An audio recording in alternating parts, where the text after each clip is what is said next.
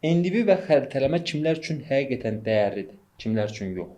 Bu NDV nədir? Bu NDV adətən multispektral kameralı dronların bizə verdiyi nəticədir və kənd təsərrüfatında daha çox istifadə olunur.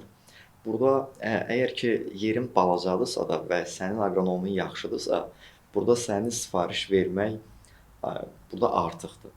Yox, əgər böyükdürsə də aqronom çatdırmır və sənin məhsuldarlıq keyfiyyətin aşağıdadırsa, sən yaxşı olar ki, burada artıq sifariş verirsən və NDV xəritəsinə müraciət edirsən. NDV xəritəsi nədir? Kənd təsərrüfatında istifadə olunan bir lazımlı torpağın analitikasıdır, həmin sahənin analitikasıdır, hansı ki, bunu bizə rənglər vasitəsilə verir və biz artıq o rənglərə baxanda yeri daha yaxşı oxuya bilirik ki, hara su daha çox səpilməlidir, hara daha çox sulanmalıdır və yaxud da ki, hara daha çox gübrə getməli, ümumiyyətcə gübrə verilməməlidir.